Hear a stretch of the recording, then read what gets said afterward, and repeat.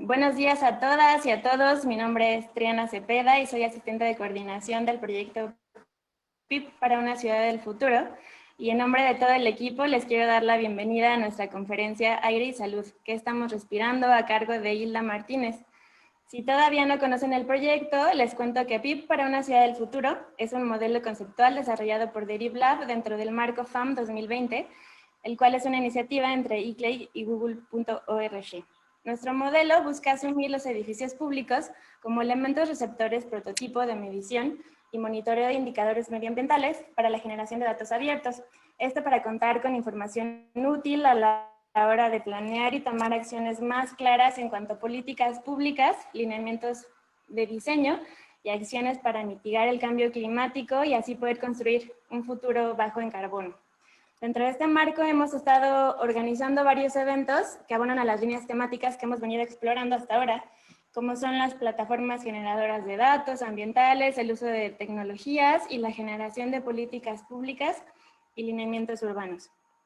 En esta ocasión, la conferencia que Hilda Martínez nos va a compartir tiene como objetivo entender cómo se mide la calidad del aire, las fuentes contaminantes que afectan a este y la relación de la calidad del aire con el cambio climático. También cuáles son las afectaciones que tiene esta sobre el medio ambiente, en los entornos urbanos y la salud de los habitantes. Bueno, con esto en mente, le quiero dar la más cordial bienvenida a Hilda, quien es consultora ambiental con más de 20 años de experiencia trabajando en las áreas de calidad del aire y cambio climático. En los últimos 13 años se ha enfocado en el análisis y el desarrollo de políticas en los sectores de transporte, desarrollo urbano y energía. Fue directora de la calidad del aire y cambio climático de WRI México por más de 7 años y previo a ello trabajó en el sector público como subdirectora del Instituto Nacional de Ecología. Durante su tiempo en WRI, Hilda trabajó de la mano del gobierno federal y algunos gobiernos estatales para buscar la implementación de medidas políticas en el sector transporte. También dio seguimiento a la política global dentro del marco de Naciones Unidas para el Cambio Climático y la Comisión de Desarrollo Sostenible de las Naciones Unidas. También fue miembro del Consejo Consultivo para el Desarrollo Sustentable de la Semarnat. Como consultora ha trabajado para diversas organizaciones internacionales como el BID, la CEPAL, AILAC y WRI en proyectos para México y varios países de Latinoamérica. Es ingeniera química de profesión con una maestría en tecnología ambiental por la Universidad de Manchester y líder del programa Desarrollo y Medio Ambiente del Colegio de México. Bienvenida, Hilda, es un honor contar contigo el día de hoy. Muchas gracias, Triana. Y bueno, muchísimas gracias a DerivLab por esta invitación para hablarles del tema de calidad del aire y salud. Voy a compartir mi pantalla. No me deja. ¿Tú me puedes dar? Sí, ahorita te daremos acceso. Okay. Bueno, DerivLab me invitó DerivLab me invitó a mí a hablar del tema de calidad del aire y salud. Y ellos me dieron unas preguntas guías que me gustaría presentárselas para... aquí estoy. Ya veo pero no veo...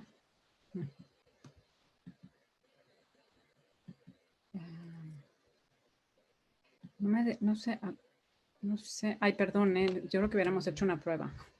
No te preocupes. Abajo dice compartir pantalla.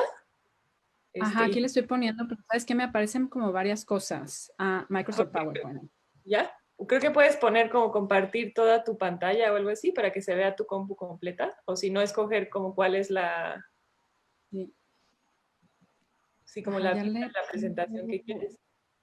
Sí, pero me está pidiendo... es que, ¿sabes qué? Como que nunca había compartido con alguien.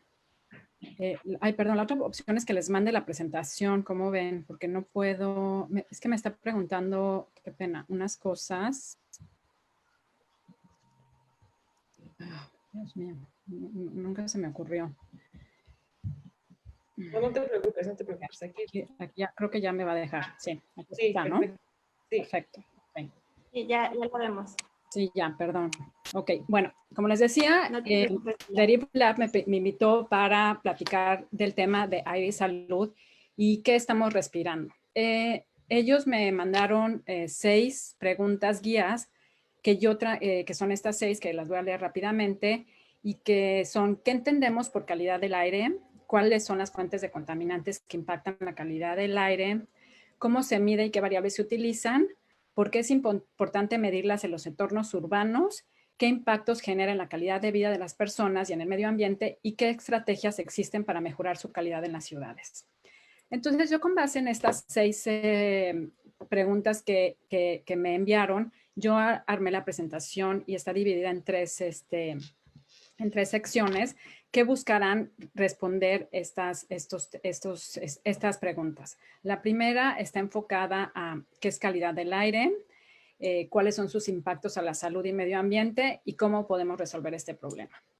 Pero antes de empezar la presentación, me gustaría poner esta numeralia y para los, o sea, lastimosamente no podemos tener interacción, pero me gustaría que la gente pensara qué les dicen estos números. Bueno, pues estos números de lo que nos hablan es de la importancia que tiene respirar en nuestras vidas. O sea, 6 litros diario, 6 litros de aire entran por minuto a nuestros pulmones. Eso quiere decir que respiramos 11,000 litros diarios al día y 4 millones de litros de aire al año. Si pensamos que una caminata de como 15 minutos por alguna zona, digamos, con una calidad del aire media, nos hace que respiremos 20 millones de partículas, que 20 millones de partículas entren a nuestros pulmones, pues nos habla de la importancia que una calidad del aire buena tiene en nuestra salud y sus impactos. Entonces, bueno, esto que quería como mencionarlos para que les dé como esta introducción. Entonces voy a empezar con el tema de qué es la calidad del aire. Entonces, la calidad del aire es el nivel de concentración de contaminantes en un periodo de tiempo y lugar determinado. Este aire contaminado puede tener efectos graves en nuestra salud y en el medio ambiente y por lo general se mide a través de un índice de calidad del aire. Normalmente cuando hablamos de calidad del aire nos estamos refiriendo a contaminantes criterio, pero sin embargo existen otros contaminantes atmosféricos que me gustaría explicarlos para que haya claridad en los diferentes tipos de contaminantes. Y estos contaminantes son los contaminantes criterio, los contaminantes tóxicos y los gases de efecto invernadero. Los contaminantes criterio son básicamente estos 5, que son el monóxido de carbono, el dióxido de nitrógeno, el dióxido de azufre, las partículas suspendidas, principalmente las PM10 y PM2.5 y el ozono. Y estos contaminantes criterio son contaminantes que tienen impactos en la salud y para los que existe una normatividad. Es decir, que existe normas que establecen sus límites de exposición permisibles a nivel local. Esta normatividad, hay normatividad a nivel global, pero muchos países tienen su propia normatividad y en el caso de México contamos con normas para estos contaminantes criterio. Los siguientes son los contaminantes tóxicos, que estos son básicamente compuestos orgánicos volátiles que son hidrocarburos que se presentan en estado gaseoso a la temperatura ambiente y que son altamente reactivos, como son el benceno, el tolueno, el percloretileno, entre otros, y los metales como el níquel, el cromo, el cadmio y el mercurio. Este grupo de contaminantes también tiene efectos en la salud, causa o pueden causar cáncer y también producen daños neurológicos y reproductivos, pero por lo general no existe normatividad al respecto. Y los siguientes son los gases de efecto invernadero, que son el dióxido de carbono, el metano, los óxidos nitrosos y los clorofluorocarbonos. Estos gases son emitidos principalmente por actividades antropogénicas y absorben la radiación térmica de la Tierra, incrementando su temperatura y afectando el clima. El principal de estos gases es el dióxido de carbono y su fuente principal es la combustión de combustibles fósiles en la generación de energía, en procesos industriales y en el sector transporte. El metano se produce a través de la quema del gas natural, de la agricultura y también a través de la digestión del ganado en menor medida.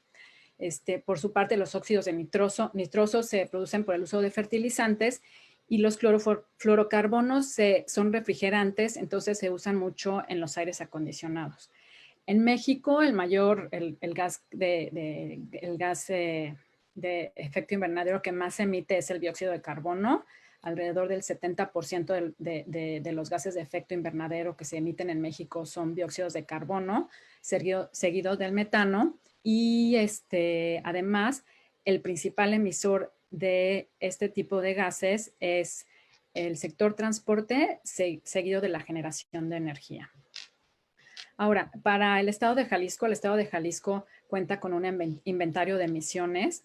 El año base de este inventario es el 2014 y en ese año Jalisco emitió más de 24 millones de toneladas de gases de efecto invernadero, de los cuales el 60% provino del uso de energías, seguido del uso de forestal, silvicultura y otro tipo de cambio de uso de suelo, de desechos, y el último, con un 7%, fue de procesos industriales.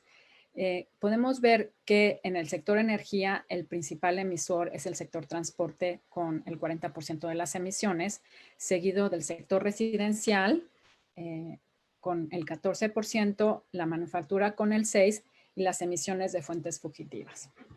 Entonces, es muy importante conocer cuáles son las fuentes contaminantes que impactan la calidad del aire. Y por lo general, estas son de 4 tipos. Son fuentes fijas, fuentes móviles, fuentes de áreas y fuentes naturales. Las fuentes fijas son establecimientos industriales que generalmente emiten sus emisiones a través de chimeneas, pero también pueden tener emisiones fugitivas en sus procesos. El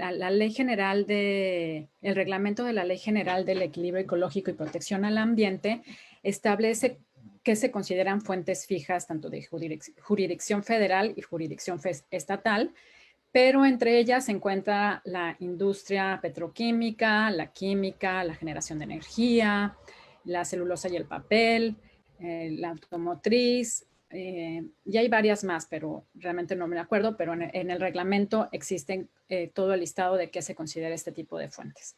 Y por lo general, estas fuentes son las principales emisoras de contaminantes criterio, de gases de efecto invernadero y en menor medida de contaminantes tóxicos. Luego vienen las fuentes móviles, que básicamente son vehículos automotores que circulan por las vías y carreteras de las ciudades y de los estados.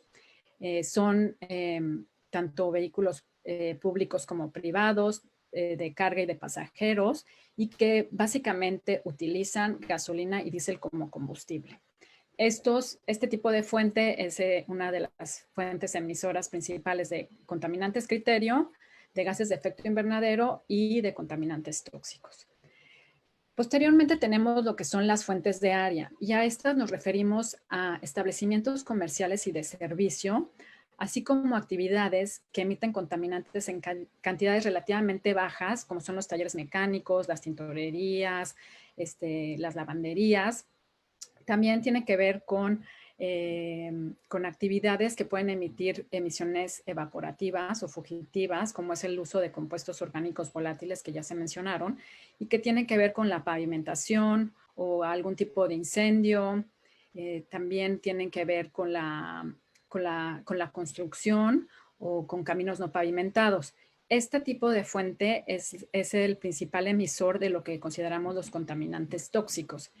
Y finalmente están las fuentes naturales, que esas básicamente son cultivos y vegetación que emiten contaminantes como resultado de su metabolismo. Entonces, ¿cómo están las emisiones por fuente en el estado de Jalisco?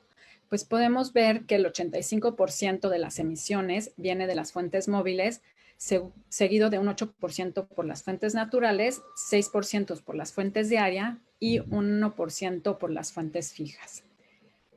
También cómo se distribuye en tema de contaminantes estas emisiones.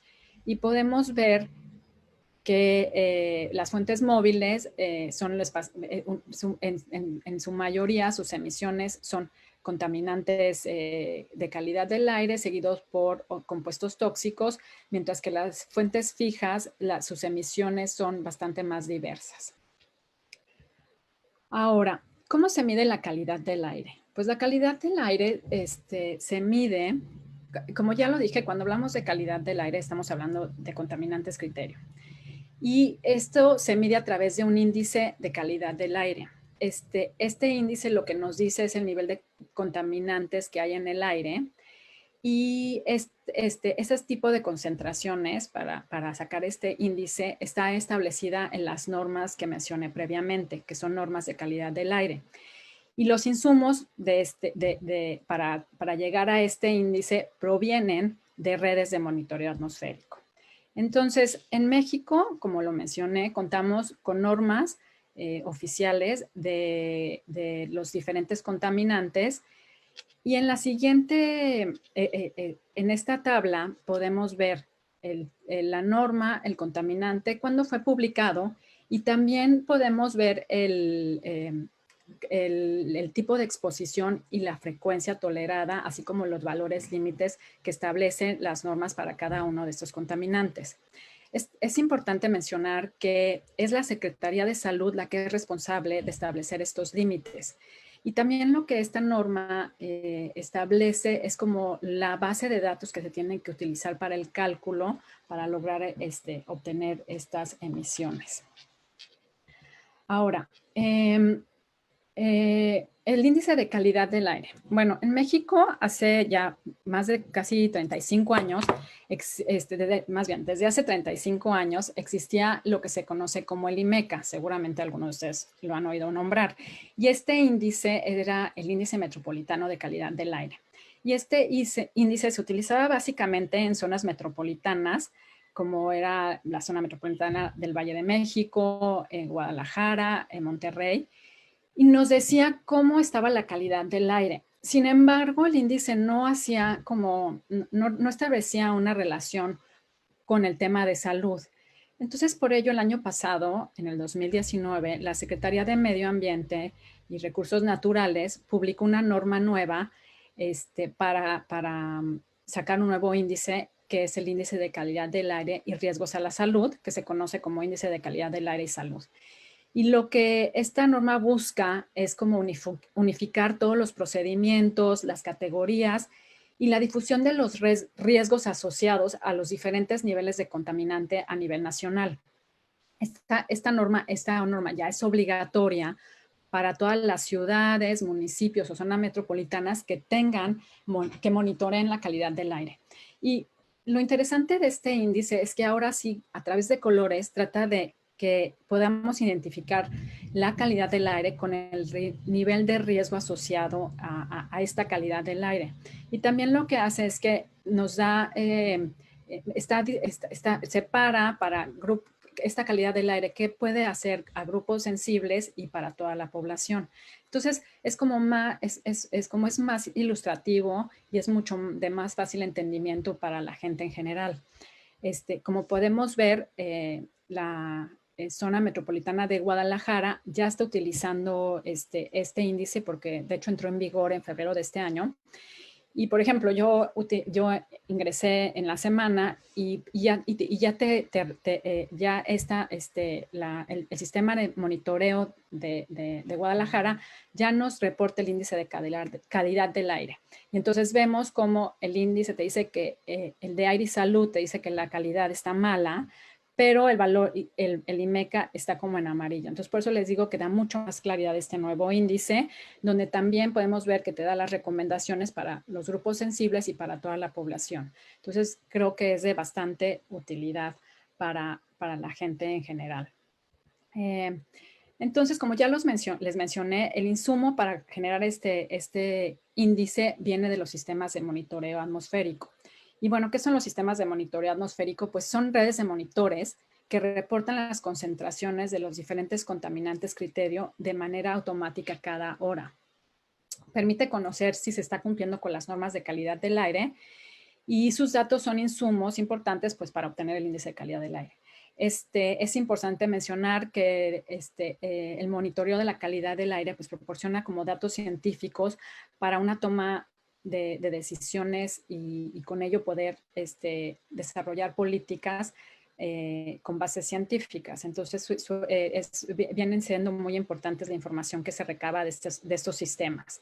En el país actualmente hay 242 estaciones de monitoreo atmosférico ubicadas en 130 ciudades y zonas metropolitanas. Les voy a hablar un poco del caso de Guadalajara. El sistema de monitoreo de calidad del aire de Jalisco está conformado por la red de monitoreo de la zona metropolitana de Guadalajara. Esta red monitorea los 5 contaminantes criterio y tiene 10 estaciones, 3 de ellas en el municipio de Guadalajara, 3 de ellas en el municipio de Zapopan y las otras 4, una en cada uno de los municipios conurbados. Aquí el mapa que nos muestra en dónde están ubicadas estos monitores de la red de monitoreo atmosférico de Guadalajara.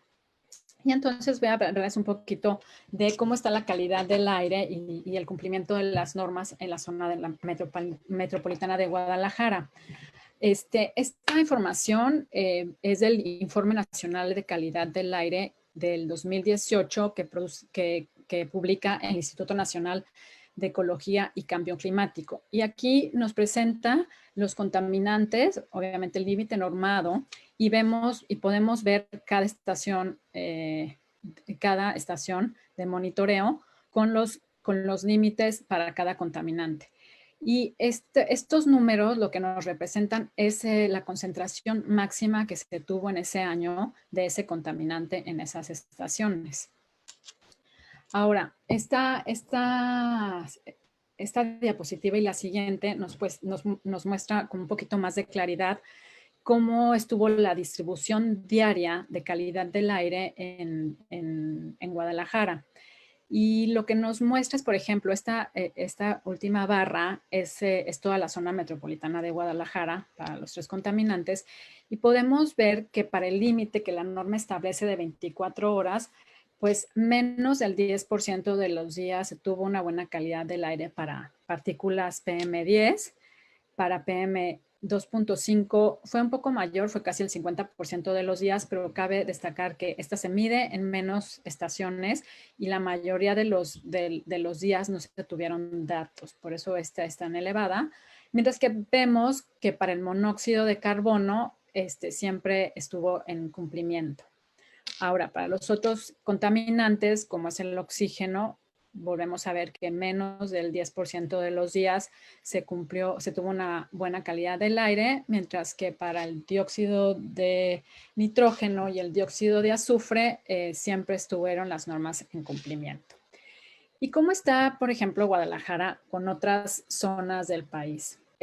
Vemos estas 2 gráficas nos presentan los 2 límites que la norma establece para PM10, el de 24 horas y el anual. Y entonces podemos ver que en 35 de las zonas del país que se mide PM10, solo 3 de ellas cumplen con el límite que establece la norma para 24 horas y solo 12 de ellas cumple con el límite anual de 40 microgramos por metro cúbico que establece la norma. Y bueno, podemos ver que Guadalajara pues está lejos de su cumplimiento en ambos límites.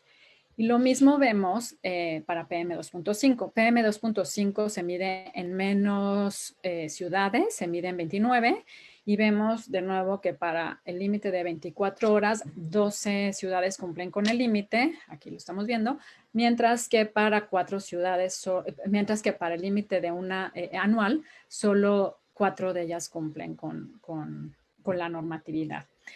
Y no es solo un problema de México, les enseño esta gráfica que es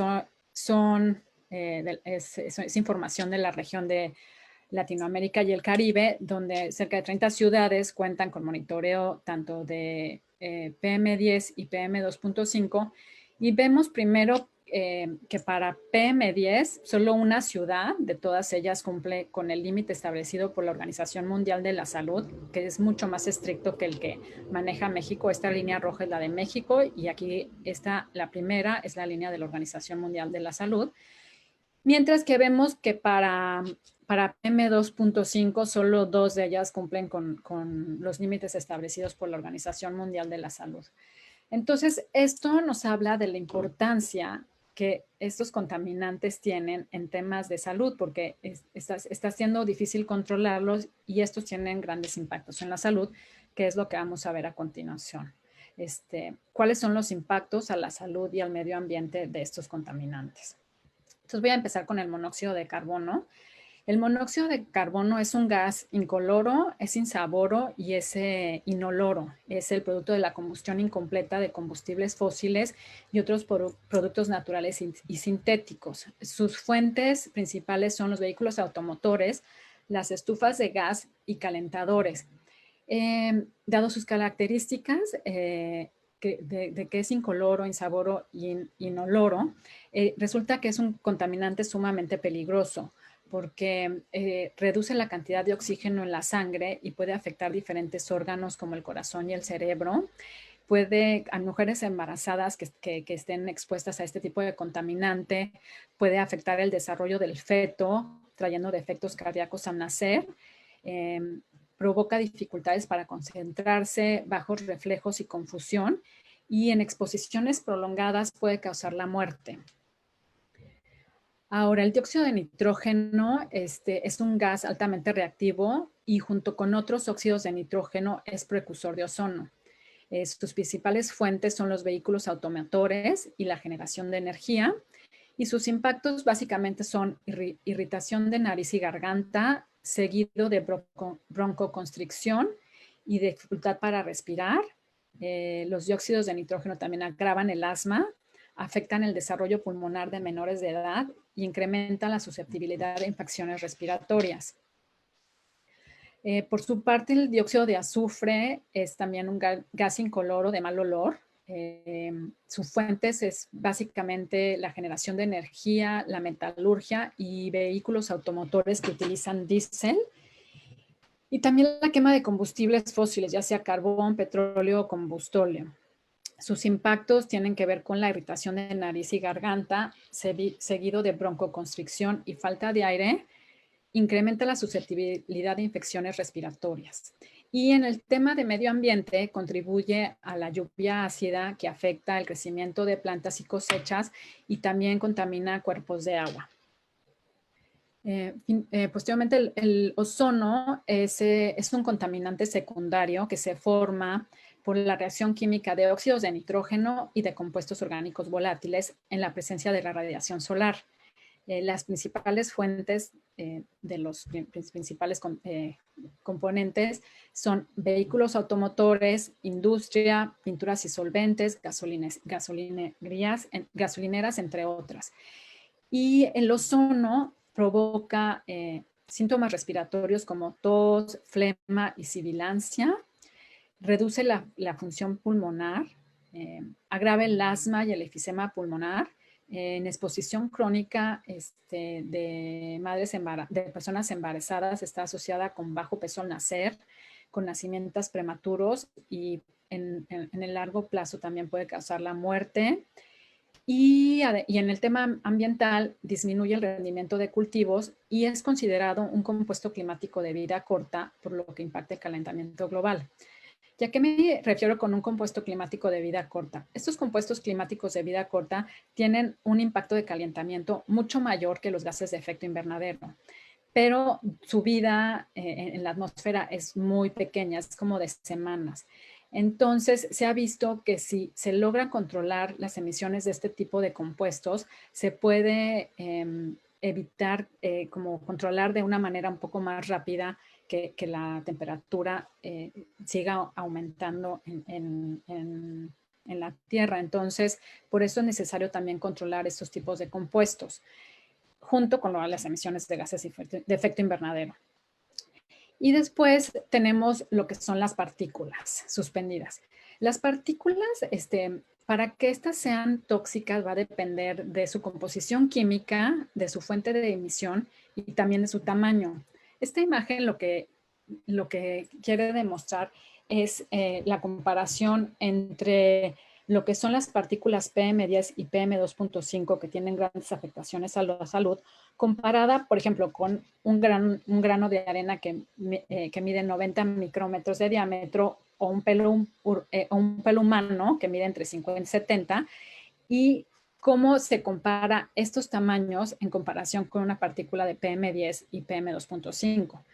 Son imperceptibles a la vista. Entonces, por eso son tan peligrosas, porque básicamente las partículas PM10 se filtran por la nariz y provocan problemas respiratorios en las vías altas, mientras que las PM2.5 penetran a los pulmones y están ligadas a problemas respiratorios en las vías bajas, y también como entran al torrente sanguíneo, también tienen impactos en infartos al miocardio, accidentes cerebrovasculares, entre otros. Entonces voy a hablarles un poquito más de las partículas PM2.5.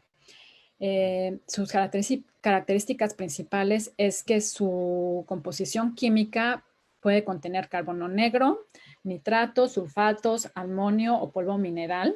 Su fuente principal es la quema de combustibles fósiles con alto contenido de azufre, la generación de energía, la industria. Y sus impactos, como ya lo dije, es a las vías respiratorias, o sea, empieza con tos, síntomas respiratorios como tos, flema y sibilancia, pero también como tienen impactos en las vías respiratorias bajas, agravan el asma y las enfermedades pulmonar obstructiva crónica.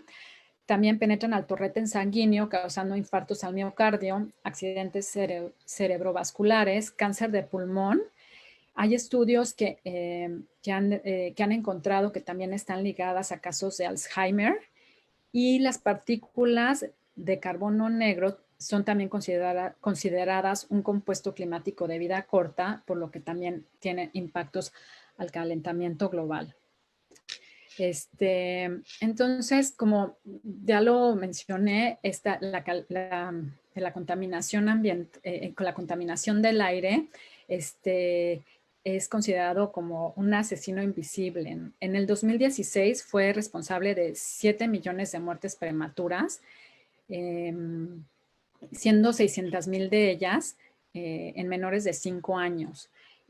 También es la segunda causa de muerte por enfermedades no transmisibles después del tabaco alrededor del mundo. Y la OCDE hizo un estudio en el 2014 que considera que el costo anual asociado a este tipo al problema, a las muertes por calidad del aire, costó al mundo cerca de 3 trillones de dólares. Y se estima que de seguir así, este costo puede llegar al 2050 como de 25 trillones de dólares. En México, en el 2014, las partículas fueron responsables de 21,000 muertes prematuras al año y también de 461,000 años de vida perdidos ajustados por discapacidad. Y al erario le costaron 40,000 millones de dólares al año. Por ello, es sumamente importante resolver este problema, o sea, tratar de controlarlo. Y aunque se han hecho varias políticas, yo creo que se debe de seguir impulsando a tratar de que se implementen las que están existentes o implementar nuevas. Entonces, un poco antes de hablar de cómo podemos resolver este problema, quiero presentarles las siguientes dos gráficas que tienen que ver con la dispersión de contaminantes, ¿no? Por ejemplo, esta es de una fuente fija donde vemos cómo las emisiones pueden distribuirse a cientos de kilómetros y que también el entorno construido puede afectar cómo éstas se dispersan o no. Entonces, estas son como cosas que tienen que considerarse cuando estamos pensando en la implementación de medidas para controlar y disminuir la exposición a contaminantes. También estudios han demostrado que que las emisiones que emiten los vehículos automotores son mucho más concentradas cerca de las vías y estas van disminuyendo conforme uno se aleja de ellas. Y esto se puede confirmar en este mapa, que es de la zona metropolitana de Londres, donde vemos las concentraciones anuales de dióxido de nitrógeno y vemos cómo las concentraciones más altas se pueden localizar en las vías automotores, donde circulan los vehículos y cómo estas se van bajando, van disminuyendo conforme nos alejamos de ellas. Entonces, todo esto es muy importante cuando pensamos en cómo tenemos que, pues, como construir nuestras ciudades, ¿no? De qué manera tenemos que construir nuestros espacios públicos para que estemos lo menos lejos expuestos a este tipo de contaminación.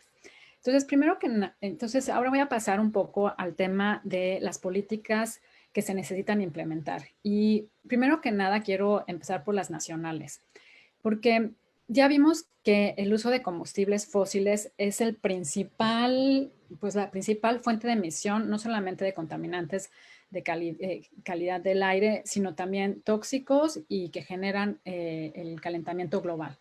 Entonces, es necesario que nuestra matriz energética cambie. O sea, no podemos seguir utilizando combustibles fósiles. México tenía una meta de tener 35% de las emisiones de su energía por fuentes renovables al 2024. Actualmente creo que están como por el 25%, pero no se ve que esta meta se vaya a cumplir. Entonces, sí es muy importante el exigir que nuestra energía sea limpia, que venga ya sea de energía solar, hídrica, eólica, térmica, pero que sea limpia. Entonces, esto creo que es una de las principales medidas que tendríamos que estar pensando. Junto con esto, también se tendría que pensar en movernos hacia una movilidad eléctrica. Sin embargo, esta yo creo que no tendría que hacerse hasta que realmente nuestra matriz energética sea de energías renovables, porque si nos movemos hacia una movilidad eléctrica, esto nos va a traer un incremento en el uso de energía y bueno, queremos que esta energía sea limpia. En el proceso, actualmente en México existe una norma de eficiencia energética de vehículos ligeros. Lo que se tendría que exigir es que esta norma fuera mucho más estricta, que estableciera metas mucho más estrictas de lo que actualmente están establecidas en ella. Y además también existe, y creo que está detenida, una norma para proveer combustibles de bajo contenido de azufre en el país. Entonces tendríamos que tratar de presionar para que para que esta norma entrara en vigencia y se distribuyeran combustibles de bajo contenido de azufre, porque ya vimos que es uno de los principales componentes de las partículas PM2.5. Y también se tendrá que buscar cómo reducir el uso de compuestos orgánicos volátiles, porque estos son unos de los precursores de ozono en nuestras ciudades. Entonces, esto sería como por parte de la política pública a nivel nacional.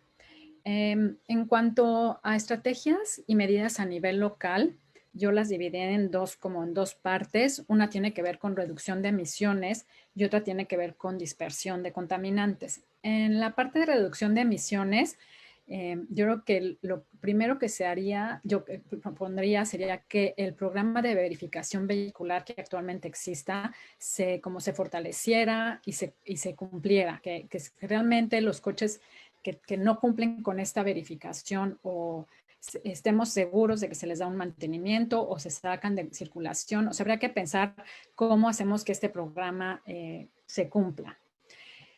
Después vienen las mejoras en infraestructura peatonal y ciclista. O sea, yo sé que Guadalajara ha sido, en estos últimos años, ha proveído de infraestructura ciclista en diferentes zonas, pero habría que pensarse en cómo y dónde construimos esa infraestructura. Tendría que ser segregada y tal vez no en vías principales, porque ya vimos que mientras más cerca estamos del flujo vehicular, pues mayor es la exposición a los contaminantes. Entonces, habría que pensarse de qué manera construimos estas ciclovías tal vez en vías secundarias.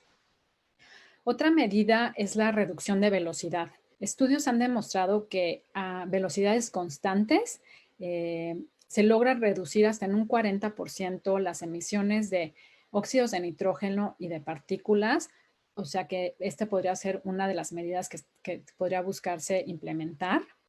Después es un poco la reducción de flujo vehicular, y aquí entrarían varias opciones. Una podría ser tal vez evaluar el cambio, la dirección de la vía, o pensar en hacer una vía peatonal, o poner restricción de horario, porque también esto ayuda a que haya mucho menos flujo vehicular y haya, por lo tanto, una reducción de emisiones vehiculares que pueden ayudar a que haya una menor exposición a contaminantes.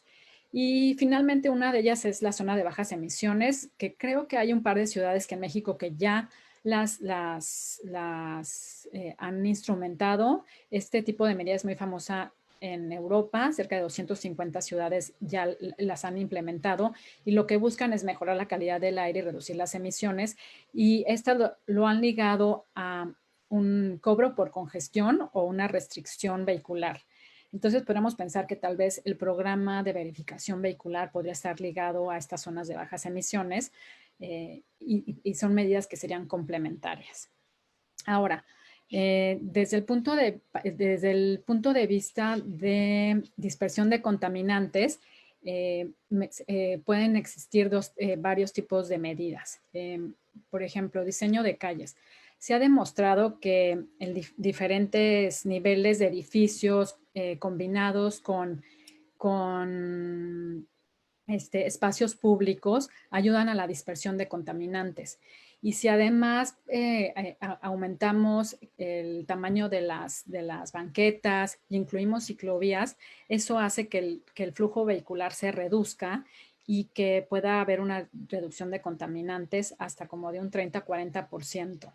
Entonces, esto es, además de que pues hace este tipo de calles mucho más atractiva para el bienestar.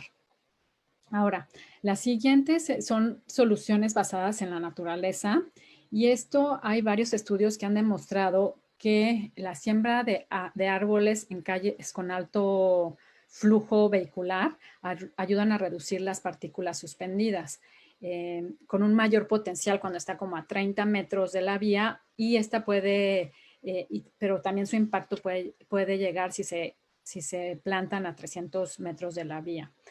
Esto se debe a que el flujo del aire que contiene el contaminante pasa por la copa de los árboles, removiendo la fracción de partículas, y por lo tanto deja salir un aire con menores concentraciones de contaminantes. Obviamente, la capacidad de remoción depende del tipo de árbol y su configuración física en la vía. Pero, por ejemplo, el C40 hizo un estudio y se comprobó que entre 20 y 50% de las partículas pueden ser removidas con este tipo de soluciones. Después están lo que son las barreras físicas, que estas básicamente son barreras de sonido, y se usan muchísimo en Estados Unidos para vías rápidas con un alto flujo vial. Y se ha demostrado que estas, si se ubican a 50 metros de la vía, pueden reducir hasta un 50% de las PM, de los NOxes, del monóxido de carbono, y son bastante eficientes hasta 300 metros de ella. Y si además a este tipo de barreras se les añade un componente de vegetación, la reducción de contaminantes la dispersión de contaminantes se puede incrementar hasta en un 10%. Entonces, estas son como estrategias que podrían implementarse. Tal vez no se necesita una política, sino son estrategias que se pueden implementar a nivel calle, a nivel vecindario, a nivel alcaldía, y que tampoco son demasiado costosas. Entonces, bueno, esto sería el tema de las estrategias. Y bueno, como conclusión, pues yo creo que el tema de la contaminación del aire es el factor de riesgo ambiental más importante en salud que existe actualmente, porque es un problema local y que todo mundo lo vive por el tema de cómo nuestras ciudades se han urbanizado. El monitoreo atmosférico nos permite conocer los niveles de concentración y el riesgo, y esto nos permite instrumentar medidas y políticas que ayuden a la reducción de dichos contaminantes. Y finalmente, yo creo que para reducir la exposición a dichos contaminantes, se debe de instrumentar medidas con un enfoque sistémico, que vean todo, desde el tema del ordenamiento territorial, el uso del suelo, las tecnologías, para que de veras se traiga un beneficio a la salud y a la calidad de vida de las personas. Por mi parte es todo. Aquí les dejo mi correo por si tienen alguna duda después, y encantada de poderla resolver. Muchas gracias, Hilda. Sin duda, todo lo que nos compartiste fue revelador y sumamente interesante. Es valioso saber que hay plataformas que miden la calidad del aire como los sistemas de monitoreo, pero como mencionaste, es fundamental que se cumplan estas normas, ya que pues, estos contaminantes tienen efectos graves en la salud. Me marcó mucho esto que mencionaste de que la contaminación del aire es considerado como un asesino invisible, y sí, ¿no? Y que es la segunda causa de muerte dentro de la gente. Por ello, pues creo que, como mencionaste, es importante seguir implementando, impulsando las políticas públicas que resuelvan esta problemática, ¿no? Y también creo que es esperanzador saber que con una mejor planeación y construcción de ciudades, pues podemos reducir este impacto. Sí, sí, exacto. La verdad es que desgraciadamente, por lo mismo que se considera un asesino invisible, es como que no nos damos cuenta del problema, ¿no? Del potencial problema que es la calidad del aire.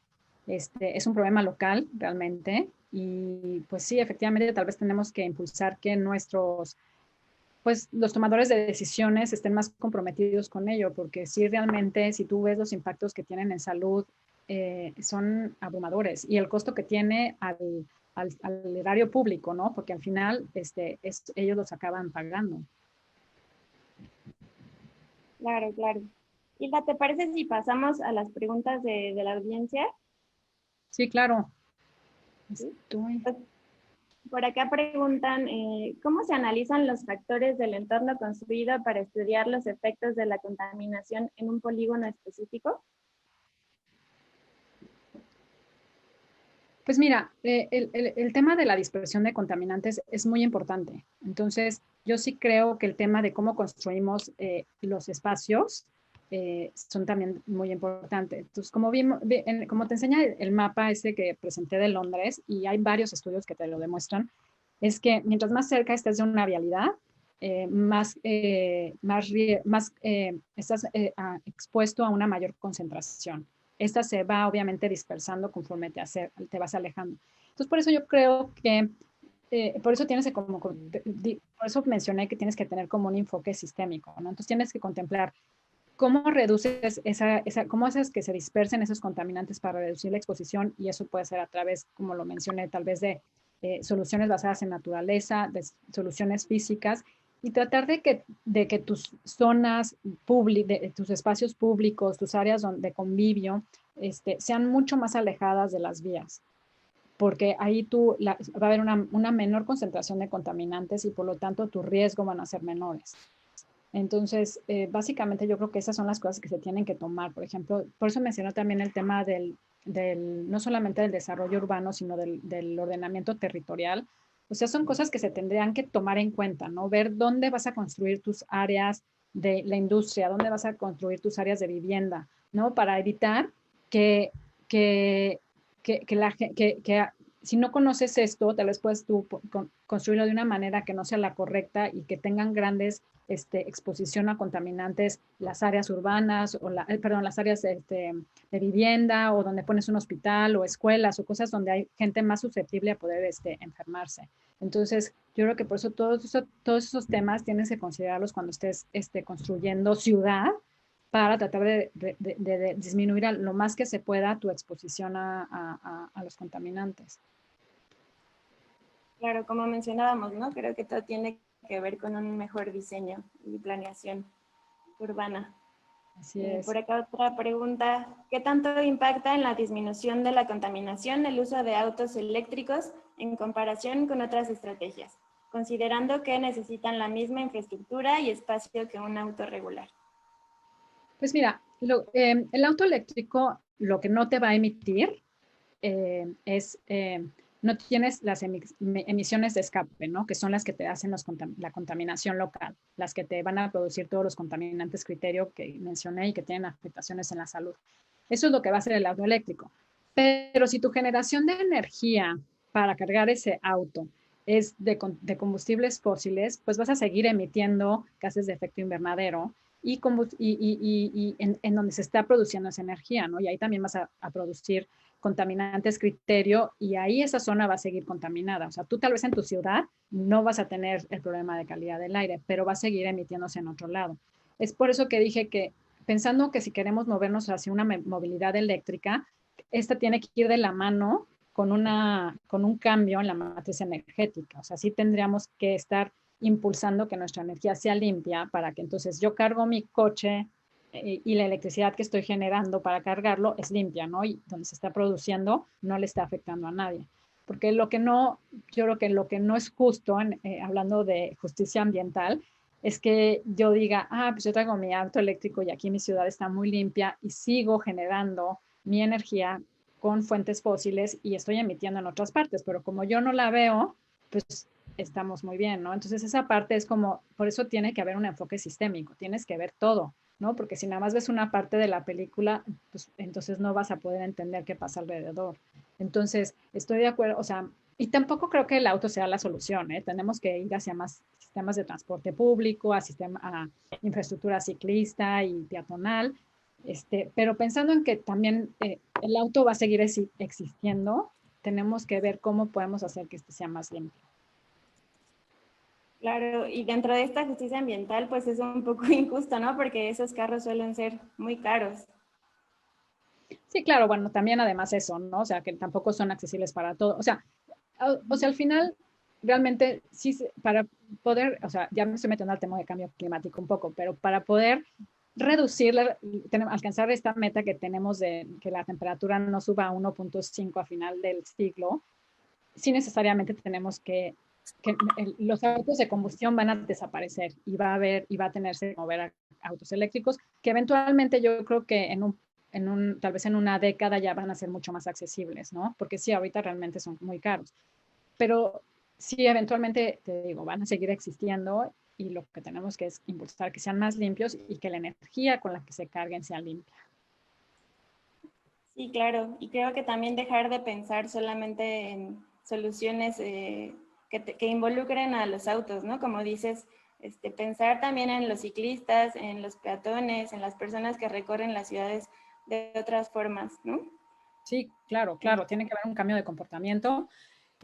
Eso va a llevar más tiempo, pero sí, efectivamente, ver cómo haces tus viajes de menos de 5, 3 kilómetros de otra manera, ¿no? No a través de un auto particular que normalmente lleva una persona. Estoy de acuerdo completamente con eso.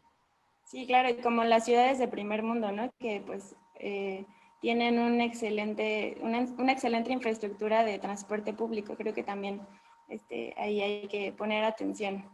Claro, sí, exacto. Es como, por eso son soluciones que tienen que ser integrales, ¿no? Tienen que o sea, hacer la infraestructura ciclista, el sistema de transporte público que funcione y además tienes que pensar en tal vez poner estos instrumentos de gestión de la demanda que hagan al coche, que le cueste al coche más usar las vías y eso para que puedas hacer este cambio de modos de transporte. Sí, claro. Otra pregunta. Si pudiéramos medir y monitorear de manera permanente desde edificios públicos estos gases y contaminantes, ¿cuáles serían los más importantes a medir? Pues mira, todo depende, o sea, obviamente los que tienen impactos a la salud, que son los contaminantes criterio, ¿no? Que son los que se miden en las redes de monitoreo. Y entonces, básicamente, esos serían los principales. Yo creo que también tendrían que empezarse a medir los contaminantes tóxicos, que también son precursores de ozono y también afectan a la salud. Pero básicamente yo te pedía los contaminantes criterio. Ok. Sí, como mencionaste todas estas características y afectaciones que tiene el ozono en la salud, ¿no? Es uno de los más graves. Exacto, sí, el ozono y las partículas. Por ejemplo, el tema de las partículas, pues mucho es a través, son de la quema de combustibles, ¿no? Entonces, por ejemplo, de los camiones a diésel, los autobuses a diésel, esos son unos de los más importantes emisores de partículas. Entonces, ahí viene el tema de los combustibles, ¿no? Si no puedes todavía moverte hacia una movilidad eléctrica, entonces tienes que asegurarte que tus combustibles sean de bajo contenido de azufre. Esa es otra, pues te digo, todo está relacionado, no puedes pensar en una solución, sino como que tienes que ir viendo todo junto. Claro, claro. Sí, luego uno ve en las vialidades los carros que sacan un montón de humo, ¿no? Y sí, yo pienso y me preocupo, ¿qué tanto estará contaminando ese carro? Sí, claro, sí, por eso, por ejemplo, el tema de la verificación ayuda a que porque para la verificación vehicular hay una norma, entonces esa establece los límites que estos vehículos tienen que estar emitiendo. Entonces, asegurarnos de que todos tus vehículos que circulan estén cumpliendo con esa norma, y si no están cumpliendo, ¿qué podemos hacer para que cumplan? No sé si es un plan de mantenimiento, de sacarlos de circulación, ¿no? O sea, son como pensar cómo ir resolviendo poco a poco cada uno de los problemas que se están presentando. Sí, claro, creo que también ese es un tema importante, la verificación. Pero otra vez, ¿no? Suele ser muy cara y la gente no puede pagarlo. Bueno, acá otra pregunta. ¿Qué tanto impacto tienen en los niveles de contaminación las nuevas construcciones a comparación de otras fuentes como la industria y los autos? Pues o sea, el nivel de construcción van a tener impactos, porque cuando te describí el tipo de fuentes, estas como venían siendo como un poco de fuentes de área que van a tener como impactos en las emisiones de ciertos como metales o tal vez pero a comparación con la industria y los autos, pues no son tan altas, ¿no? Porque y el inventario yo nada más presenté el inventario de Guadalajara, pero los inventarios básicamente tienden a ser muy similares. El mayor emisor son los transporte y la industria. Entonces, esas son como que en las que tienes que estar, no que por ello no vayas a atacar las otras fuentes, pero las que tendrían que ser tu principal foco serían esas dos. O sea, por ejemplo, ahora con la pandemia, entiendo que, pues obviamente, te voy a hablar del caso de la Ciudad de México. Con la pandemia, obviamente, mucha gente, se dejaron de circular los vehículos, ¿no? Por alrededor de unos 6 semanas, pero la contaminación no bajó. Y no bajó porque está la refinería de Tula y donde se quema el combustóleo, que el combustóleo tiene un alto contenido de azufre. Entonces, pues la contaminación siguió igual de elevada que antes. Entonces, por eso te digo, sí tienes que, o sea, sí la industria, la generación de energía y el transporte son las principales fuentes y son las que tendrías que enfocarte a ver cómo las controlas. No que las otras no lo sean, pero no van a ser jamás iguales a ese tipo de fuentes. Claro. Y ya que tocas el tema de la pandemia, ¿qué cambios importantes crees que haya habido? Ahora mencionas que pues dentro de la contaminación del aire no fue tan importante, pero ¿qué cambios dentro de esto que hemos mencionado consideras que se van a hacer o que se van a lograr? Pues mira, que se me pasó decir, o sea, con el tema de la pandemia hubo estudios recientes que se comprobó que personas que están expuestas a una mala calidad del aire eran mucho más propensas a morir de COVID-19. Y en la mayoría de las ciudades del mundo sí se vio que obviamente como la actividad vehicular bajó, los índices de contaminación también bajaron. Yo no sé el caso de Guadalajara, pero el de México, el de la Ciudad de México es especial porque te digo, tiene esta refinería y ellos por el combustible, pues por eso las emisiones no bajaron, pero sí se vio cómo al bajar la actividad vehicular sí puedes reducir la contaminación atmosférica, ¿no? Y también muchas ciudades, y bueno, es el caso también de México, de la Ciudad de México, no conozco de Guadalajara, pero extendieron como este tema de las ciclovías, de hacer como el espacio público más hacia la gente y tratar de reducir el espacio de los vehículos, ¿no?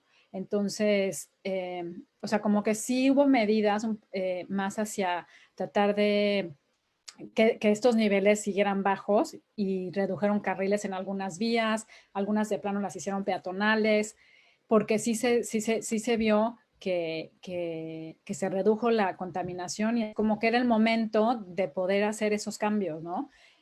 Mucha gente cree que, yo sí creo que de esta pandemia se va a salir mejor y se ha demostrado que puedes hacer cambios, que realmente mucha gente está preocupada de hacer estos cambios de comportamiento, pero ya se vio que se puede. Entonces, y que al final del día traen beneficios. Entonces, sí se puede. Habría que los tomadores de decisiones lo hicieran y también que la gente lo impulsara. O sea, porque, por ejemplo, yo creo que este índice que sacó la Semarnat, este nuevo índice, pues te da como mucho más información a ti como ciudadano para saber, oye, está mala la calidad del aire, puedo salir, puedo ejercitarme, mi hijo que tiene asma puede salir, ¿no? Y al darte esa información y decirte, no, tal vez no puedes salir a hacer ejercicio, o tu hijo no puede salir a hacer ejercicio, o salir, yo creo que eso también te da a ti poder como ciudadano decir, oye, ¿por qué no puedo? Yo quiero salir todos los días, ¿no? Entonces, como exigirle al gobierno, decirle, oye, tenemos que tener, ¿qué es lo que tenemos que hacer? ¿No? Porque no nada más todo es del gobierno, ¿qué también tenemos que hacer nosotros para poder tener esa calidad del aire buena y tener una calidad de vida, pues, buena, ¿no? Que todo el mundo merece. Claro, sobre todo ahora que estamos encerrados en casa, ¿no? Bueno, que hemos estado encerrados en casa, necesitamos pues salir y desenvolvernos en espacios públicos, sobre todo yo pienso en los niños, ¿no? Claro, Uno la como, salud mental de los niños es, o sea, no solo de los niños, yo creo que de toda la gente, Ujú, por eso se vuelven tan importantes los espacios públicos. claro, claro. Sí, y a pesar de toda esta ansiedad y terror que estamos viviendo con la pandemia, creo que es agradable pensar que puede tener impactos positivos dentro de pues, la sociedad, ¿no? Y el urbanismo como el uso de espacios públicos.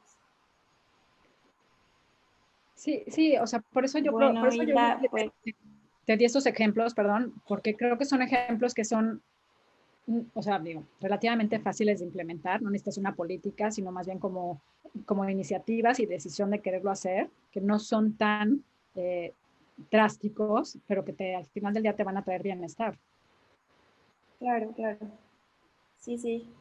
Pues sin duda ha sido una charla muy interesante. Seguro todos quedamos impactados con lo que nos compartiste. Pues no me queda, si ya no hay más comentarios, si quieres agregar algo más.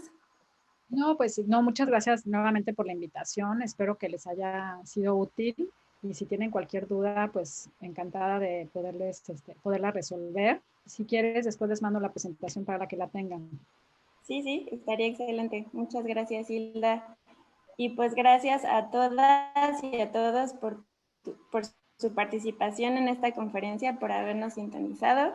Les recordamos que este evento se realizó en el marco del proyecto PIP para una ciudad futuro y pues recuerden seguirnos en todas las redes como @PIP Ciudad Futuro, escribirnos y participar en nuestros eventos semanales sobre estas temáticas que hemos venido explorando. Los invitamos, hoy tenemos otro evento a la 1 p.m., por ahí sintonícenos y pues gracias a todas y a todos. Gracias, Hilda. Fue todo un honor contar contigo el día de hoy. No, muchísimas gracias, que estén muy bien. Chao.